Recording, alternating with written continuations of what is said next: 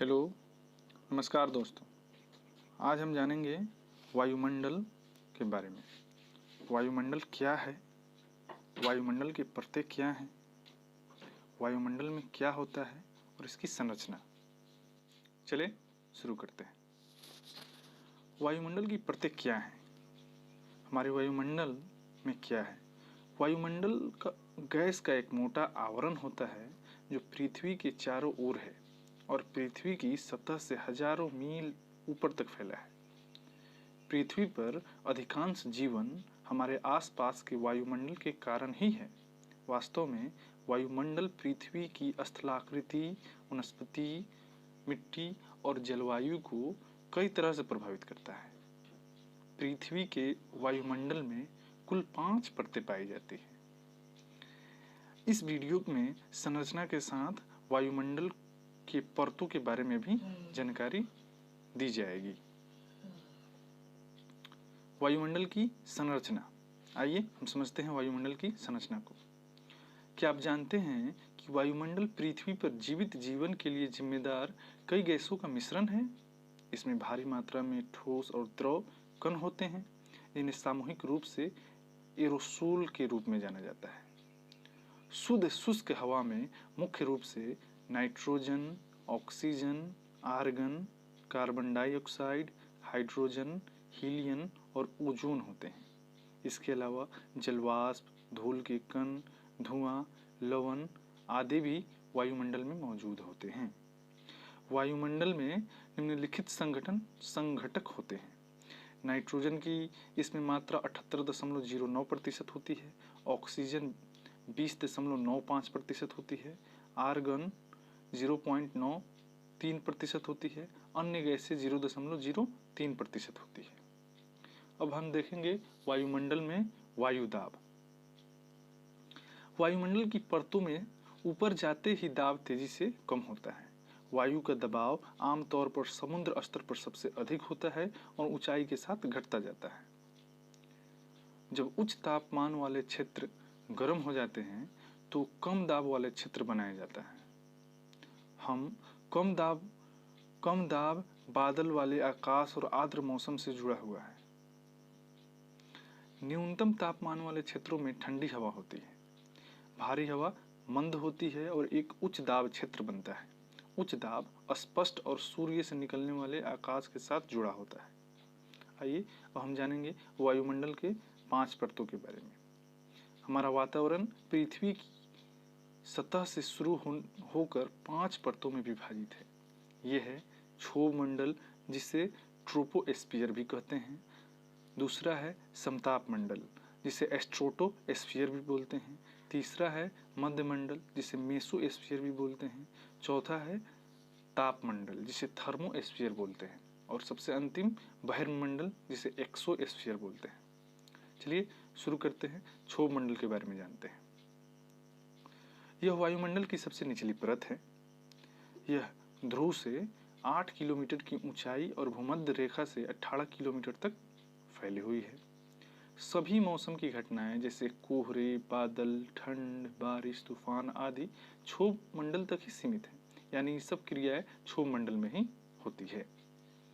इस परत में ऊंचाई के साथ तापमान लगभग 6.6 डिग्री प्रति 100 मीटर की दर से घटता है, यानी प्रत्येक 100 मीटर की ऊंचाई जाने पर तापमान में 6.5 डिग्री सेल्सियस की गिरावट पाई जाती है, जिसे गिरावट की दर यानी लैप्स रेट कहा जाता है। क्षोभ मंडल की ऊपरी सीमा को स्ट्रोपोज कहा जाता है, जो लगभग 1.5 किलोमीटर किमी होता है। क्षोभ मंडल को भी अगर बांट लिया जाए तो इसके सबसे ऊपरी सीमा को ट्रोपोपॉज कहा जाता है। धूल के कण, जलवाष्प और अन्य अशुद्धियां यहीं पाई जाती है। यह परत पृथ्वी को गर्म रखता है, क्योंकि यह पृथ्वी की सतह द्वारा घनीभूत और वायुमंडल की सबसे निचली परत होने के कारण अधिकतम गर्मी को अवशोषित करता है। हम जिस हवा में सांस लेते हैं वह यहीं मौजूद होता है।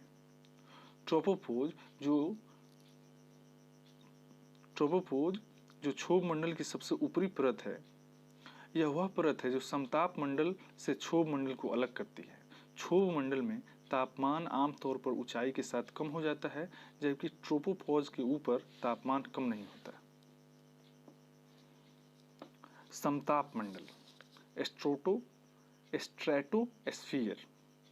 स्ट्रेटोस्फीयर प्रमुख मौसमी घटनाओं से कम या ज़्यादा रहित होता है, लेकिन निचली स्ट्रेटोस्फीयर में कमजोर हवाएं और पक्षाभ बादल का परिसंचरण होता है। यह 50 किमी की ऊंचाई तक फैला हुआ होता है। जेट विमान निचली समताप मंडल से मध्य से उड़ान भरते हैं क्योंकि वो उड़ान के अनुकूल स्थिति प्रदान करती है।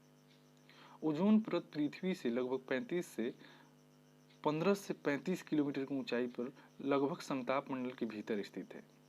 ओजोन परत एक सुरक्षा कवच के रूप में काम करता है क्योंकि यह सौर विकिरण की अल्ट्रावायलेट किरणों को अवशोषित करती है।